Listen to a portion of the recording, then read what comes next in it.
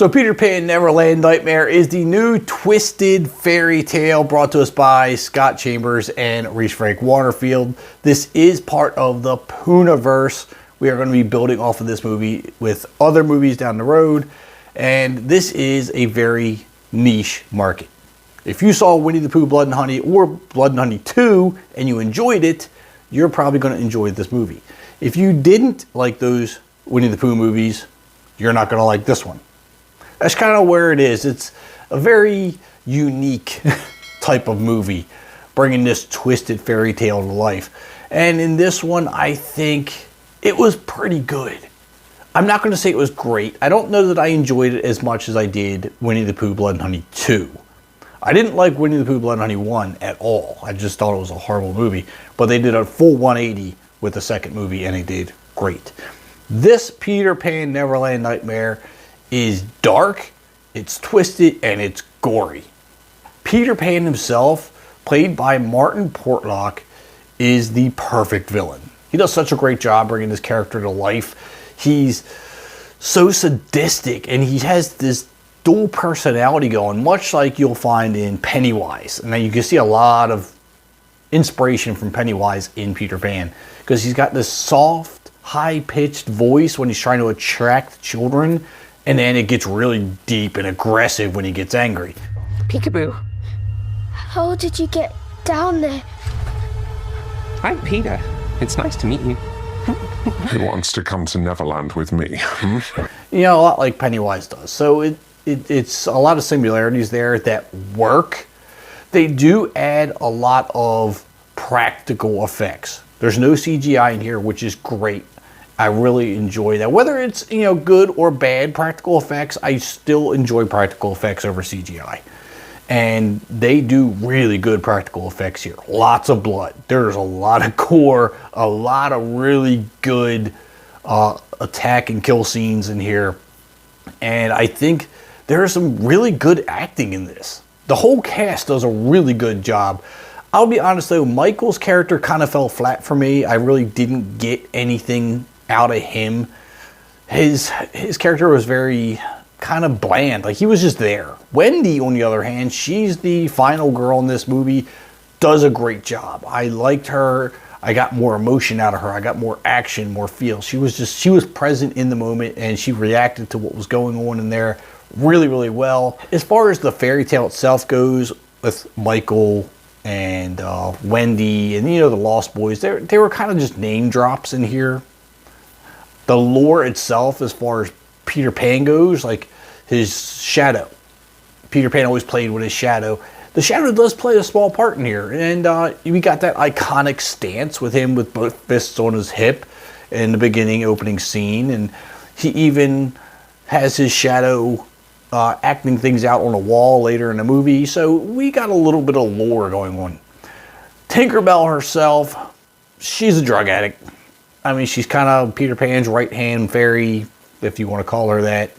Kind of ends up being, well, that's a very interesting story. If I tell you a whole lot about it, it ruins it, so I'm not going to say a whole lot about it. But she's reluctantly helping Peter Pan because he's feeding her this, quote, pixie dust, which, you know, is kind of code name for certain drugs, and, you know, she's addicted to it.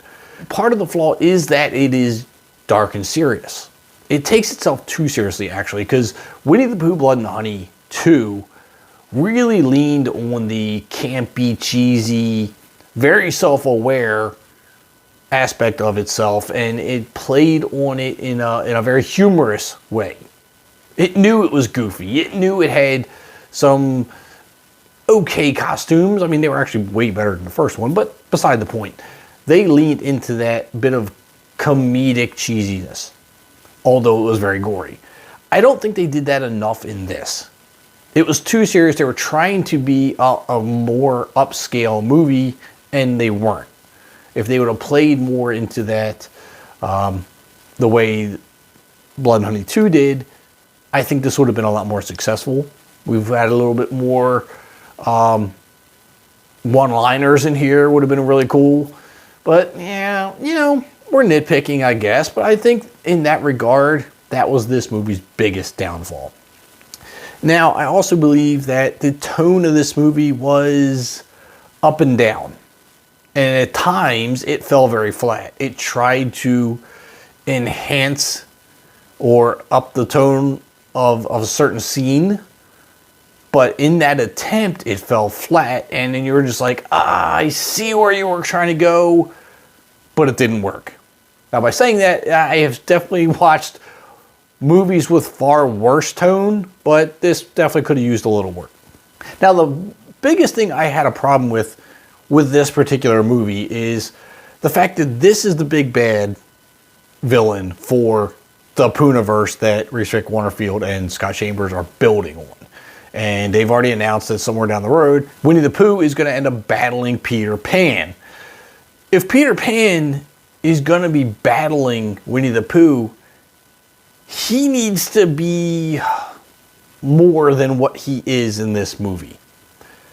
In this movie, I don't want to say what he does, doesn't do, is able to do, is unable to do, because it'll spoil the movie for you. But there needs to be more character development of Peter Pan himself.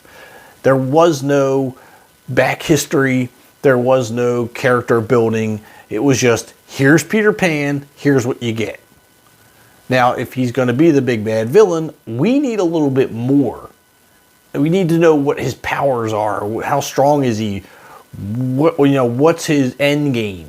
We didn't get any of that. So that was a bit of a letdown for me. Speaking of letdowns, we also got Captain Hook in here. I would have loved to see them use Captain Hook in this movie more, but he essentially was a cameo. He was, you saw about almost as much of him in the movie as you did in the trailer, which is kind of a disappointment. You might have saw him twice as much as you did in the trailer, but it wasn't a whole lot more. I was really hoping for more there, but unfortunately didn't get it.